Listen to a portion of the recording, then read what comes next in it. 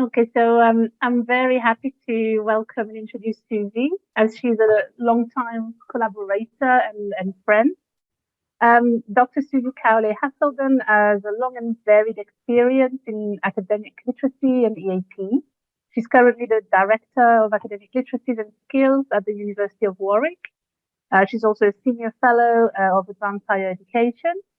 She's been very active in the UK in particular to develop scholarship capacity among EAP teachers, notably through her role with the Bali Association of EAP lecturers. Scholarship has addressed several areas, but in particular special concepts, and more recently academic reading, with something she's quite well known for, which is implementing academic reading circles in the academic classroom, which is, as Mark said, very useful for us in a range of modules we offer, which is why it's very exciting to have her here to give this talk. And I just wanted to say as well, she has just finished running the best conference I've ever attended. So I don't know if she's a superwoman or where she gets the energy from, but here she is 3 days later giving a talk. So join me to welcome Susie to the CELC. Thank you very much, Letitia. I'm just checking everybody can hear me okay? I see some lots. Okay. I'm just about to share my slides. So I'm sorry, I go into that horrible sort of black hole of only being able to see slides.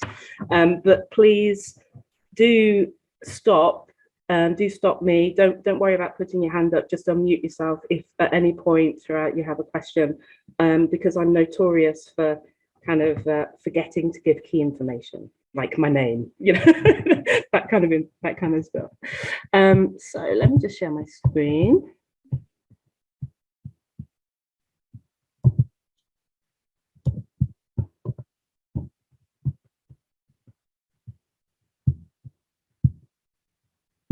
That's good. Okay, can everybody see my screen? Yeah, okay. And let me just see if I can minimize. Unless you put that, stick that up there. I'll just interrupt just to say that we can hear can anyone hear a bit of a bumping sound? Or is it just me? Can you hear, Mark? There was a bit of bumping. Yeah, I wonder if it's your microphone, Susie, that is hitting something. Is that better? Yeah. Okay. Yeah, that's fine. That's fine. Okay, I'll try and keep relatively still. Okay, so yeah, I'm going to talk about my experience and research into academic reading circles and the capacity that they have for student knowledge building. Okay, so as Letitia said, I work at the University of Warwick, but I have worked at a couple of other quite different institutions, and I've been using academic reading circles in my practice for over 10 years now. So I'm going to start with a wee rant, just to give you some idea of where I'm coming from. For me, EAP is not language teaching, or at least it's not purely language teaching. I have worked at an institution before where everybody felt we were language teachers and nothing more. And for me, EAP is a lot more than that. I also am firmly of the opinion that EAP is knowledge blind. I don't know if you've come across this term before. I'm sure if you've listened to anything from Mark and Letitia, then you have. But just to sort of explain what I mean, that's not to say that EAP practitioners don't have knowledge or aren't knowledgeable about what they do, far from it. But actually in our practice, we fail to see knowledge as an object itself, whether that's worthy of study in the classroom or in research. And for me, that's a real issue. When I say EAP is not just language teaching and that it's knowledge blind, I think I'm really coming from the kind of same position as Coffin and Donoghue, where it's impossible to disassociate the development of academic behavior, academic language and academic knowledge. They develop in unison, and we can't just look at one without looking at the other. Also, I'm not sure if in your context this is so much of an issue, but in the UK it seriously is.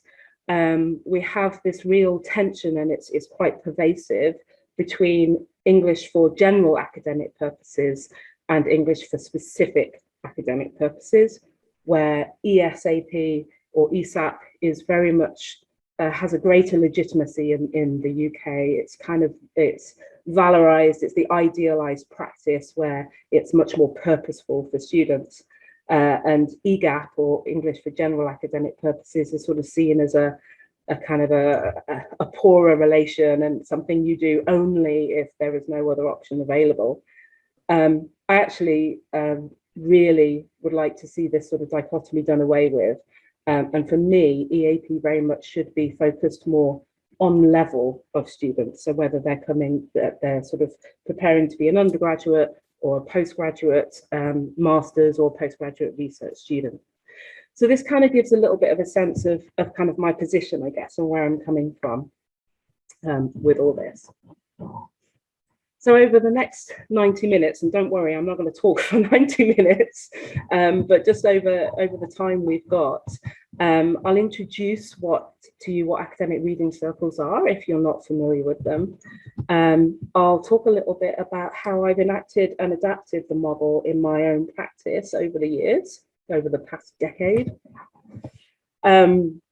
And then I'll talk through a little bit about what my PhD study revealed in terms of their capacity for knowledge building. And then hopefully we'll get a good chunk of time to discuss how it's possible to enact and adapt the model for your own context and your own classroom. So that's our session, and hopefully a big chunk of it will be available for discussion. Okay, are there any questions so far? Okay, I'll take the silences now. Okay, so what are ARCs? Academic reading circles were developed by Tyson Seaburn in Toronto in Canada, and he has a book, there's a link in the references, which was published in 2016, but he was publishing online on his blog about academic reading circles back in sort of 2011. So they have been around a while. And essentially, they're an intensive reading approach that kind of works on the basis that language learners develop a deep textual comprehension through collaboration than if you just say, here's a text, go home and read it. Notice very much the use of the term language learners, but Tyson Seaburn works his context is international foundation program studies in Toronto in Canada, and that's where he sort of developed, basically sort of came from research into literature circles, which I think actually was in schools originally. So he sort of developed it from that. And how they work is essentially students are given one text, a common text that needs to be given to the whole group. And I've put that there and I've stressed that because I'm going to argue against that a little bit later on. But from Seaburn's model, students are all given the same text and then they are assigned roles. And their roles, there used to be 6 roles in the original iteration of the ARC, but now in the new book, this has been reduced to 5. And the missing role is the summarizer, because students tend to summarize anyway, so it didn't necessarily need to be a specific individual role. It kind of is, there's elements of that in each of them.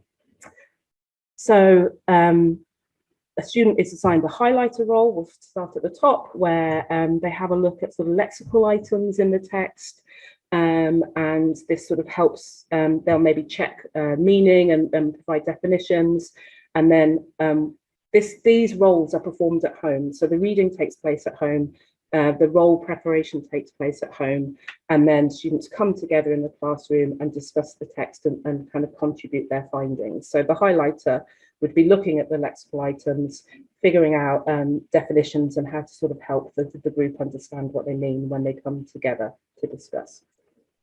The visualizer organizes the text in some kind of visual way, whether that's they might draw their own mind map, or they might go to Google and find some images that represent some of the concepts in the text.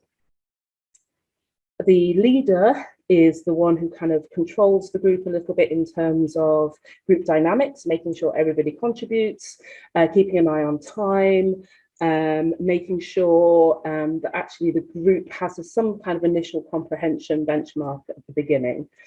Then there's the contextualizer who, whatever sort of contextual references there are in the text, whether that's assumed knowledge of something, whether that's an event or a person, they'll sort of explore that so they can explain that to the students in the group. And then the connector will be looking for connections between this text, other texts that the class have read maybe, or other things that have come up in classes.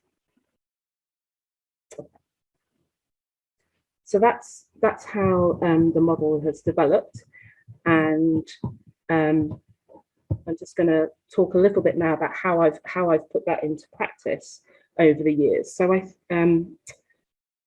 I used to work at a university in the East Midlands, and an academic director of postgraduate studies in the media department was talking to me about how students failed to use their reading. They'd had a comment from an external examiner saying students weren't using the reading enough in their writing, and they weren't engaging enough with the reading. And I'd come across the ARC model, and I thought, oh, well, we could try this and see if it works. So I was teaching the media and culture postgraduate taught students, master's students, and it was an in-sessional class.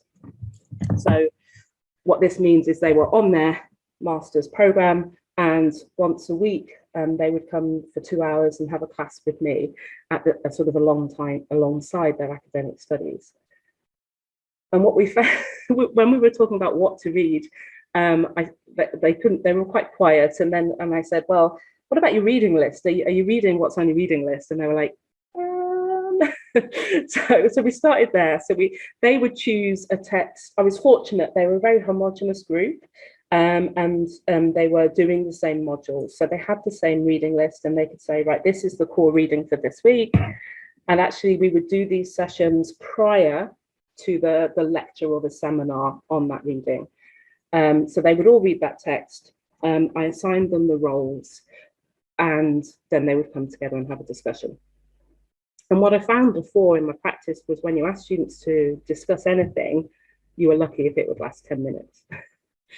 But actually, through this model, students were having to be stopped after 45 minutes. They were having really lengthy and productive discussions. And I thought, actually, something pretty cool is happening here. So sort of with my students, I developed this model called Content Unplugged.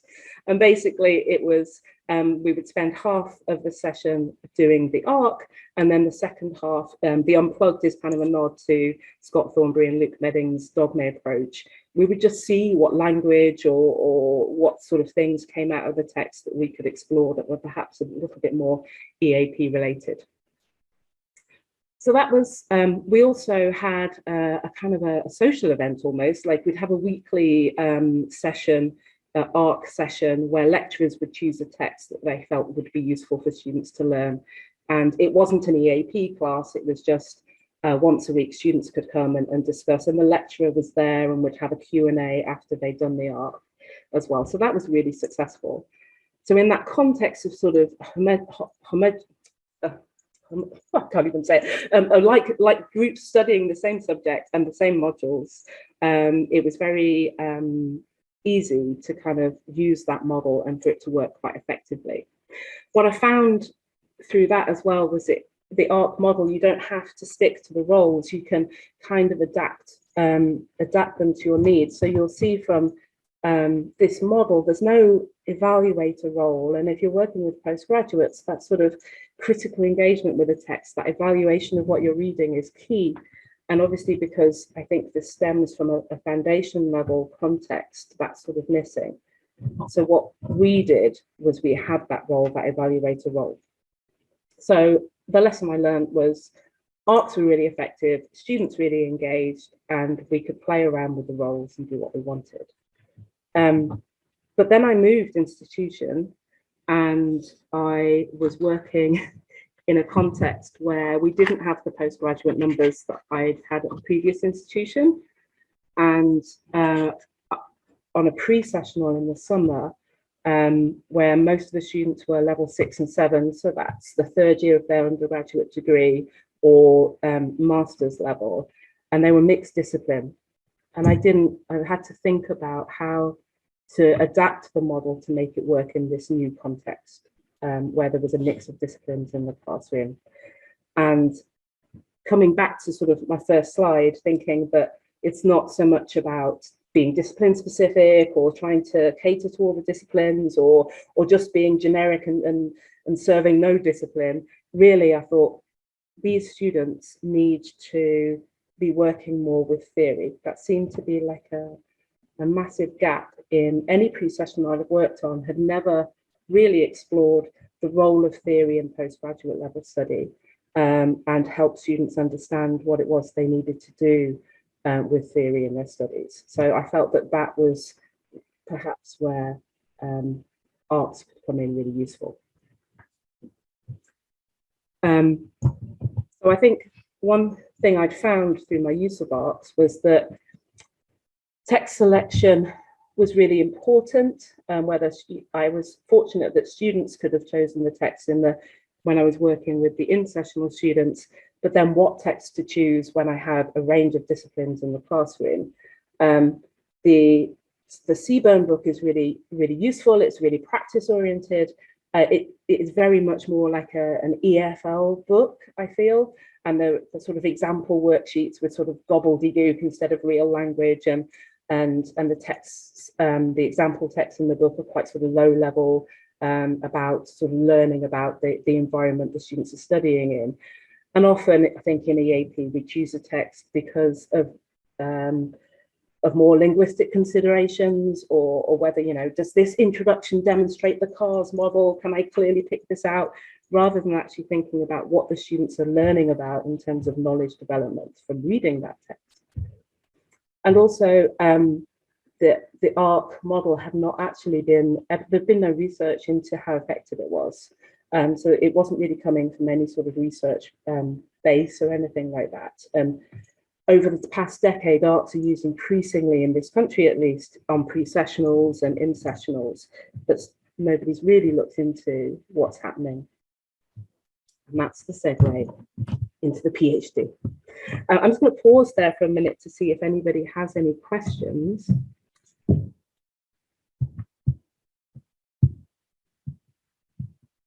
I'll keep mine for after. Okay. Is that a threat or a promise? Okay, let me have a little sip of water before we go into the PhD.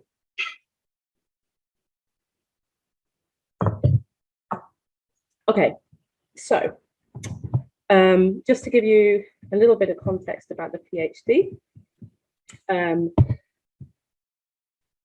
So I was working with, as I've mentioned before, pre-sessional this sort of generic EAP for postgraduate students. And it was a 6-week pre-sessional, and we were using ARCs anyway as part of the curriculum. And we had, over the course, I think each week we had an off-curriculum session where the teachers could do whatever they wanted. So I stole some of those sessions, and I used them to do the arts for the PhD. And basically, what I was interested in is whether if we had a series of texts that were specifically chosen to try and enable the building of knowledge of theory and how to use it, whether that would be successful or not. So I did this over 2 years with 2 different cohorts, and there were 2 postgraduate groups.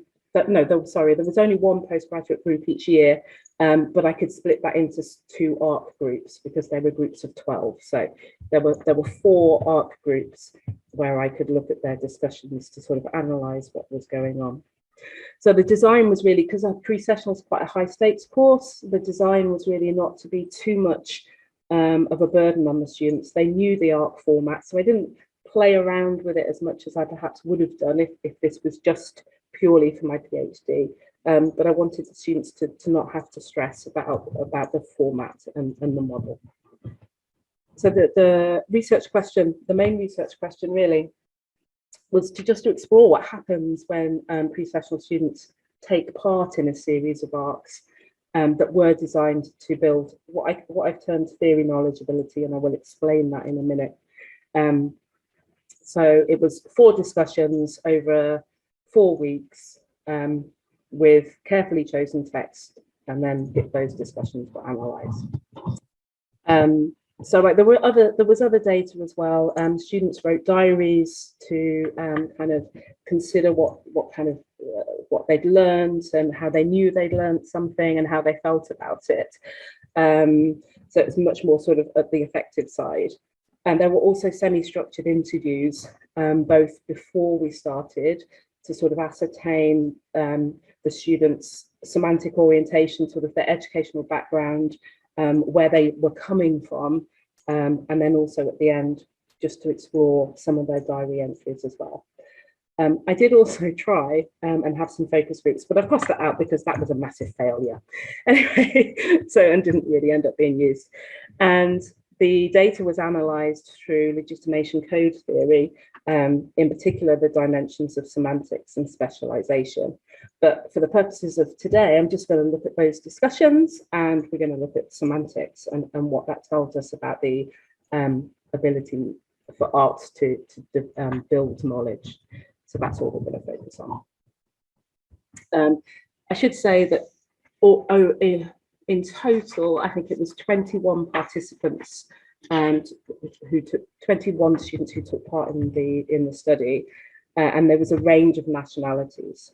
So it was a pretty good mix.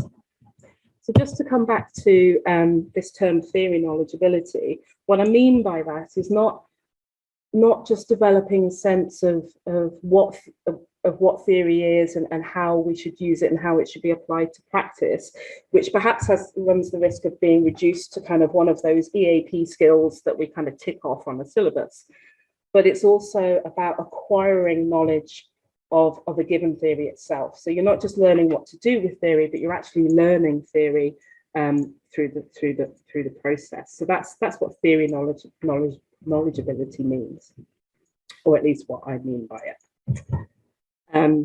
So the 4 texts, the first one was a text that introduced students to the idea of what theory is.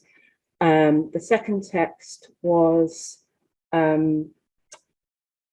I know it's not a theory, don't shout at me, Letitia. I chose semiotics because there were 2 theories, Saussure and the Peircean theories of semiotics that were in this text. It was because semiotics sort of stretches across all disciplines, so that's why I chose that. And the second text was a text that looked at semiotics. It introduced those theories, but it also talked about signs within society. So that the things like long hair, meant you're a hippie and this sort of into freedom and all of that. And if you had buck teeth, that maybe that sort of suggested that you were lacking in intelligence or whatever. So it was these very tangible signs that students could kind of relate to.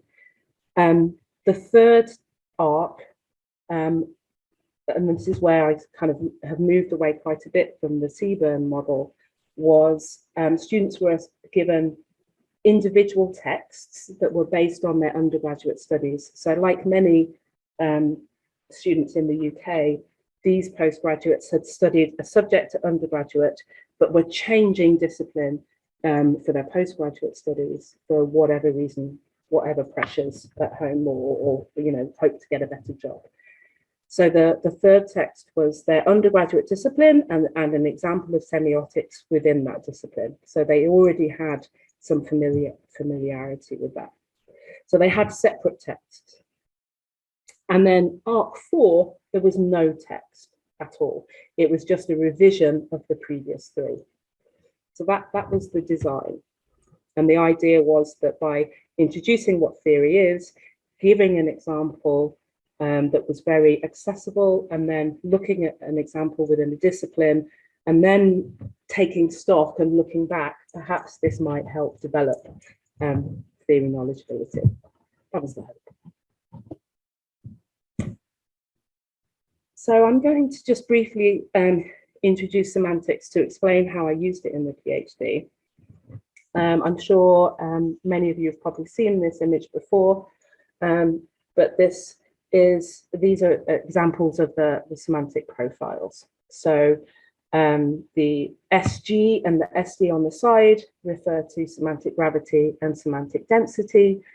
And at the top level, semantic gravity is weak when semantic density is strong.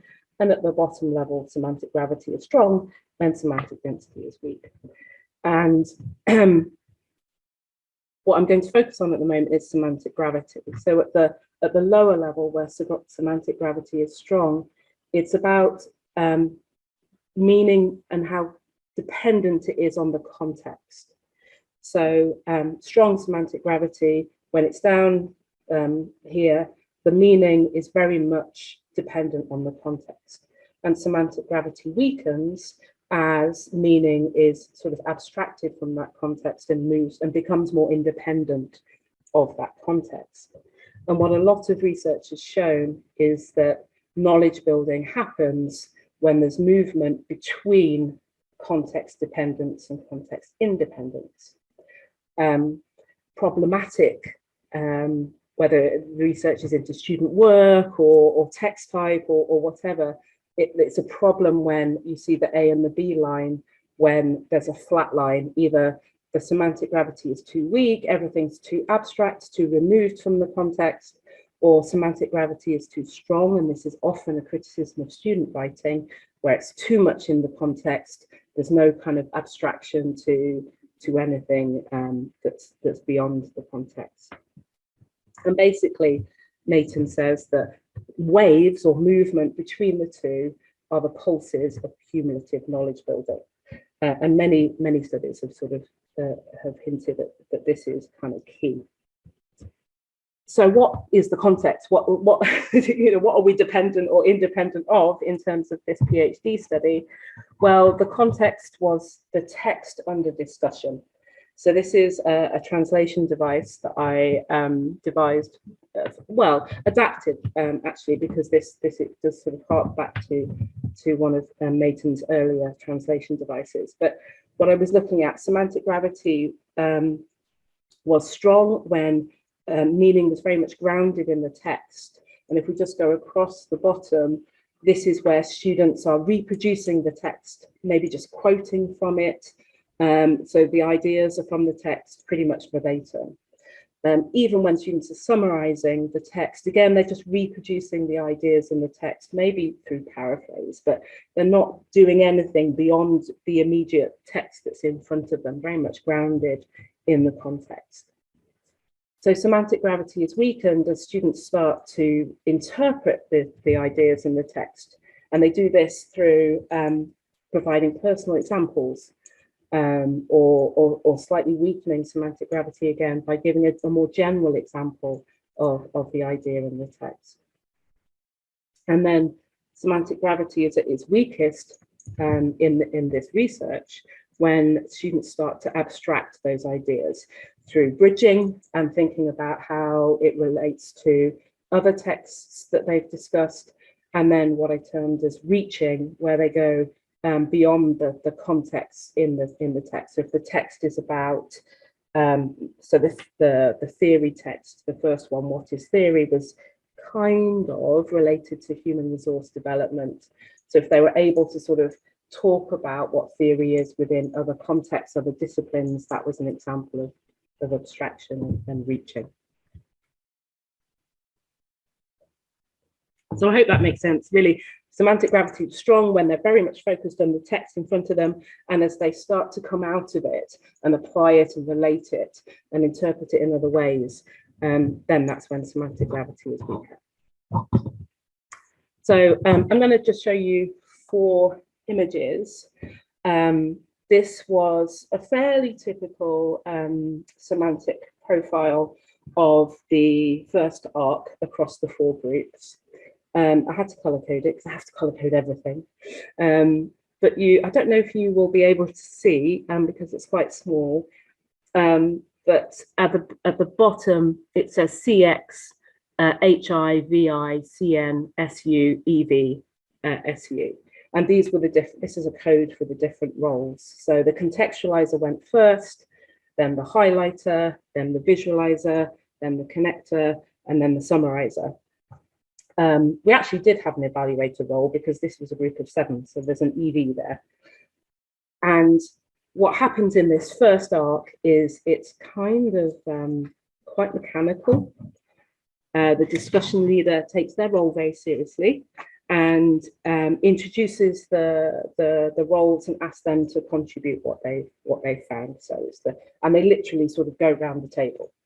So that's why it's very much individual terms, a lot of summary from the text, some quoting from the text, some trying to sort of, so the visualizer was able to be a little bit more general about theory. And then there's a real shift. It's kind of almost like 2 halves of the discussion. So the first half was that.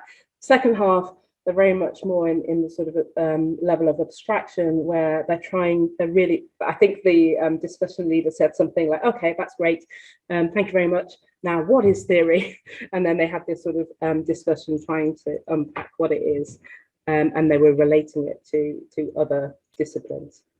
So this was a fairly common pattern across that first arc. The second arc, where they were talking about semiotics and society,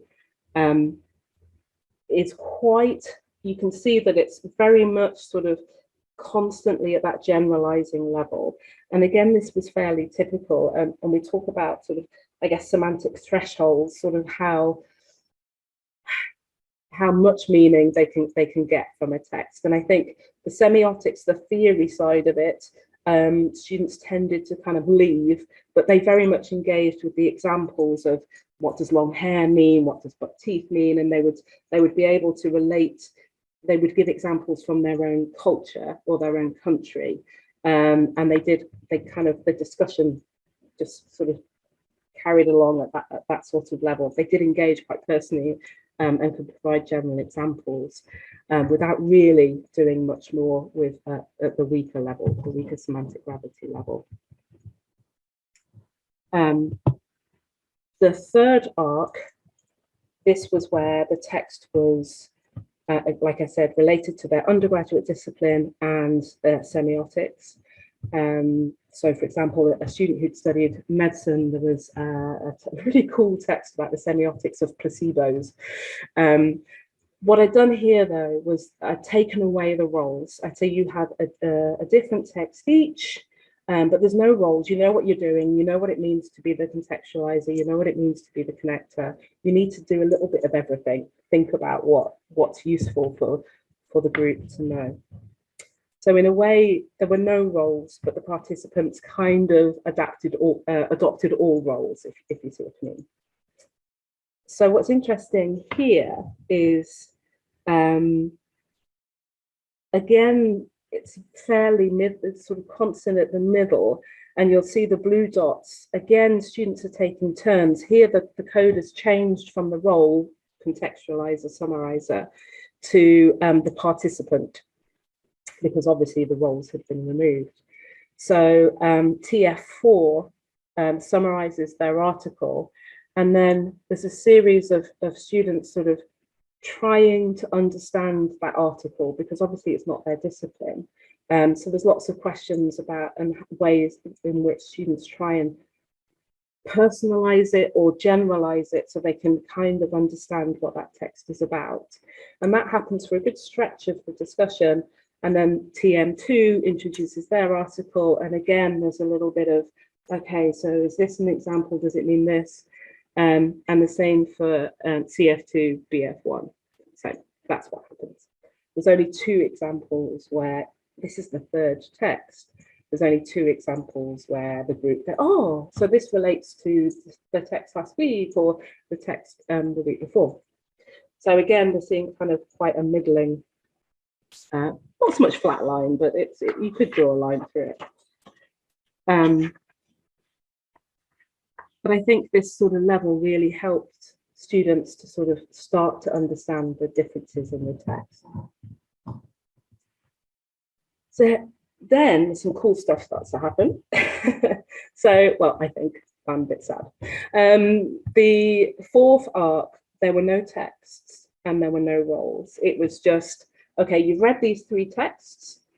When we meet next week, be prepared to kind of make sense of all this. So that was it. It was just to revise the 3 texts, and we'd have this discussion kind of reflecting on them.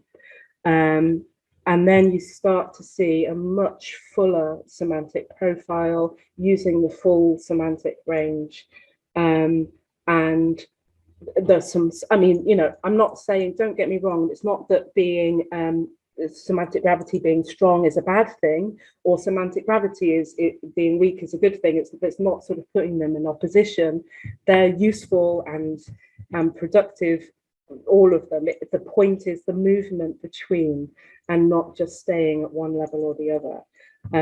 So the whole range is being used here. There's way more bridging and reaching in these final discussions as well, where the students are like, oh yes, so this, you know, we looked at that text and they were starting to make these connections.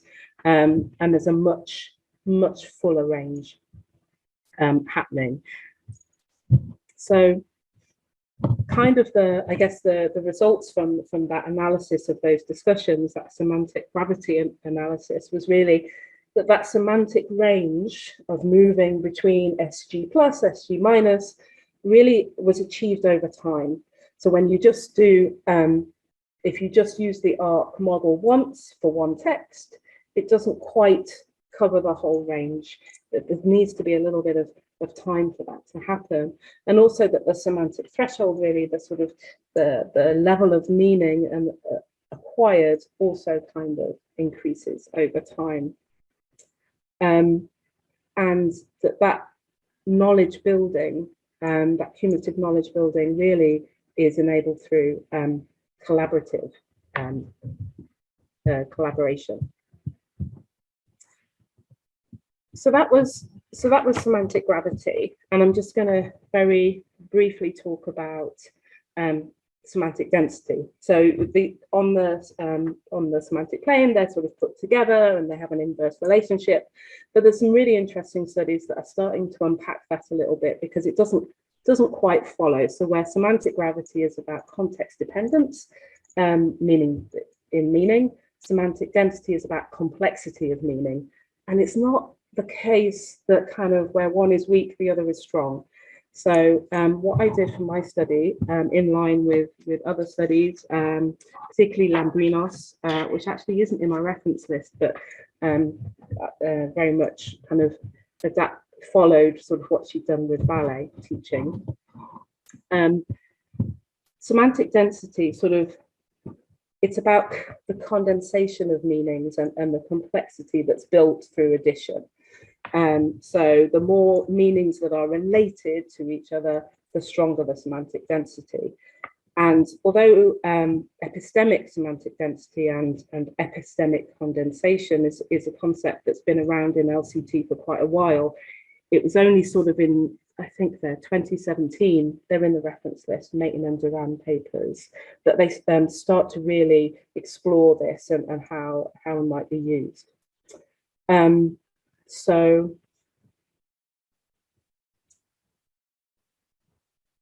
epistemic condensation, again, is sort of, it's higher or lower depending on sort of how much meaning is added.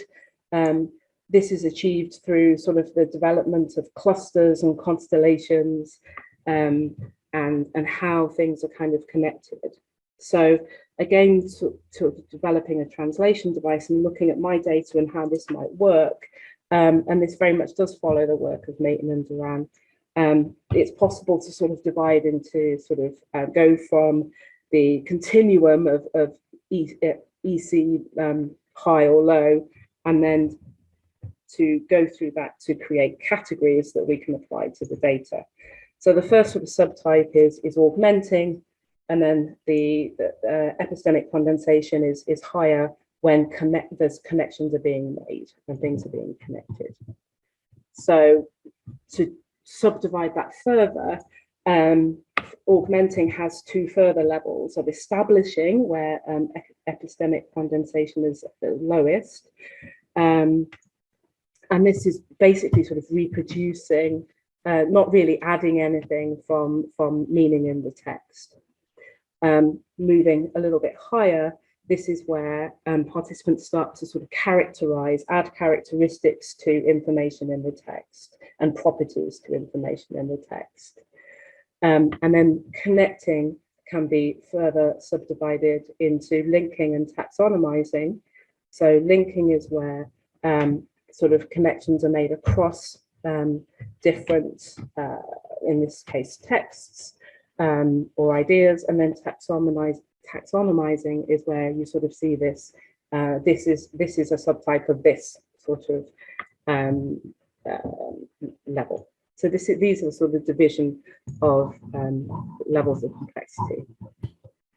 And following Lambrinos, I used a similar kind of visualization. So there's I think this is gives us much richer information than just plotting sort of density and complexity on the semantic profile. So this is a sort of simplified translation device for my data. So establishing was really introducing terms and ideas from the text, and they're sort of represented by a dotted line. Often they're sort of left there. That circle around just indicates that's just left as a node on its own, not connected to anything. Characterizing is sort of attributing properties to ideas in the text. Sorry, I realize I have, sorry, I've made these bigger so you can see, because I know that image is ridiculously small. So yes, so establishing, you see sort of dotted lines, introducing terms and ideas from the text. So here's a text, you might give some synonyms, you might give some definitions. Characterizing is attributing properties. So a student talks about theory, another student says, oh yeah, theory is hard to define. The original student says, oh, theory is abstract, it's based on claims, and it's sort of characterized by assumptions. So the color coding is by participants, just so you can see who's contributing. And linking is about looking at same different relations between ideas. So a student talked about in the text, theory is abstract and familiar, but then they said, oh, it's like academic writing, where it, they talk about these things as well. So they make that sort of link.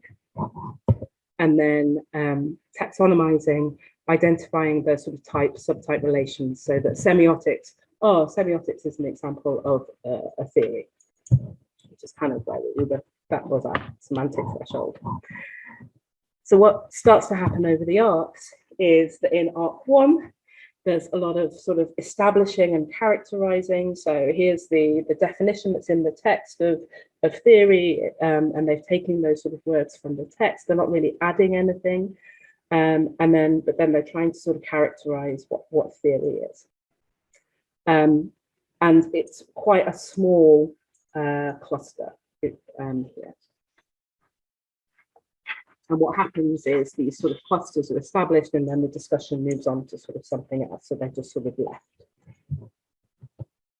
In the second arc, something much more complex, and you can see this is why this visualization is quite nice, because that you can see how complex it's getting. And sort of these complex constellations of meaning are kind of emerging. And you can see through the solid line, that's where linking occurs. The finer line is more characterizing, and then the double line is showing a taxonomy. So all levels of complexity are there. And you can see that there's sort of 4 students here trying to work this out and trying to figure out how all of this is connected. Art 3 again starts to see, so one thing I should say is with this data, I just followed one group through their 4 arcs to look at this complexity, because a thesis can only be so long. It was just, and to get a richer sense of what was happening. So here in sort of big circle, 2 students are talking about, this is the text about the placebo effect, and trying to sort of explain the characteristics of this. And then that whole idea is then sort of being, other students are linking to it. Oh, okay, so all of this, so if a patient's taking a placebo and actually they kind of are convinced it's working, that means they're a happier patient. Another student says, oh, okay, so actually this is kind of similar to what it's all about psychology, and this happens in China with acupuncture. And then sort of they're all sort of making these connections and building up a more complex picture. And then in the 4th arc, again, you can see how there's actually no establishing here. Students have moved away from sort of just taking words from the text and not really adding anything to it. It's all about the linking and the characterizing and the taxonomizing. And they sort of start with that taxonomy. Okay, so what's going on? This is theory, and then this is an example of theory, and then they're working out from there. And from those, if we go back to arc 1, where it's just 1 student or 2 students maybe, sort of creating these small clusters, as the arcs progress, if you look at the colors, although 1 student tends to dominate there, this final arc, much more colourful, meaning many more participants taking part, working together to co-construct their understanding of what's going on and creating this constellation. So from that, really, yeah, so the building of complex ideas really is happening through this collaboration which arcs afford. And that seemed to demonstrate that, alongside the semantic gravity analysis, seemed to demonstrate that actually this process does enable knowledge building. So I guess it's a bit like, so what? But here's some quotes from students, and I've written another paper looking at actually the diary study, at the diary element of the study. And for me, I wanted to prove a point. I wanted to prove that actually EAP should look at developing knowledge more alongside any sort of linguistic or literacy or skill that we develop in the classroom. And really, I think some of these quotes from students sort of say it all, really. So there is a case that this process, this model, in particular, perhaps the way that it was conducted for this PhD, actually excited you. How often do you see a student say, I'm excited about doing this reading in the class? So students, there's often this, oh, I could rant about this for ages. Often people think students don't want to know about knowledge. They definitely don't want to know about any knowledge that kind of explains where the EAP has come from. Don't talk to them about SFL. But actually, I think we do students a real disservice. They actually want to learn. They're at university because they want to learn. And that feeling, I think we experience it when we come across something new, is really exciting. So I don't think we should underestimate the power of students learning something new. It helped students to feel braver, certainly because this was the arcs we used on the pre-sessional were part of the speaking assessment, but not these ones. It was just, we're just going to read and talk because it's good for us. And they started to feel a lot braver. They felt a lot more comfortable, and they felt that they were much more able to kind of think in what they termed a deeper level. And where in their undergraduate studies they've been introduced to, so you know, the theory of relativity came up a lot, and you know, these sorts of theories, and the students had just been sort of taught a theory, apply it to a problem, and that's it. But this sort of kind of idea of more social theory, or how theory kind of explains life, blew their minds a little bit. So the students seem to like it. Okay, so I'm almost done. In fact, this is the last slide other than my references. So implications for practice that I think have come out of the PhD, but also for my own use. I think the ARC model is really, really good as scaffolding, as training. And I think when students get it, actually the magic happens when those roles are removed. So they're great training tools, but actually that sort of that co-construction really started to happen when the roles were removed, but also when students spoke about more than one text. There was genuine interest from participants in the study to understand what the text was about and how it might relate to theirs. So when I sort of earlier said, you know, Tyson Seaburn had said to use one text, I actually think there's a lot to be said for using multiple texts. One thing, especially on a pre-sessional, is we're often short on time. But I think that this whole process is worth the time and the space. So I think it needs to be made sure that it's put into the curriculum, and it will pay dividends. I mean, we spend, on the pre-sessional that I run at the moment, we spend 1 day a week just on this.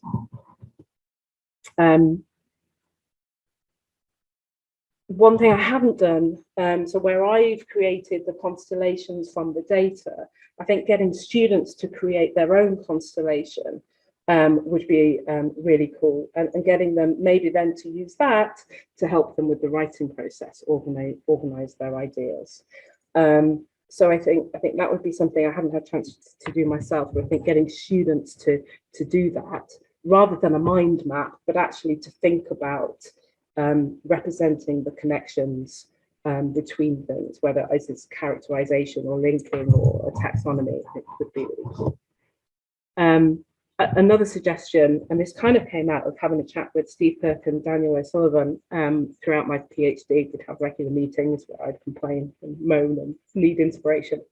But that really the ARC roles could be explicitly linked to the relative strengths of semantic gravity. So with my students, we talk about semantic gravity in terms of how it's useful for academic writing, but we could say, you know, your role is to weaken semantic gravity, your role is to strengthen it. And so they know perhaps where they should be on the profile as well. Okay, so there's my references. And then my final slide is really, and whatever time we have left, which I think is maybe sort of 20-25 minutes, is how we might enact or adapt for the contexts that are represented in the room, or whether there's any questions. Thank you. Right, shall I stop sharing my screen now so that we can? Thank you very much, Susie. Right, that's it. You're not seeing my screen anymore. No, that's it. Thank you. Very interesting. I haven't seen much analysis like that using epistemic condensation before. It's very interesting. I've never seen that before. Yeah. Must have taken a while to conceptualize, no? Yeah, well, Lambrinos's PhD was really useful, actually, in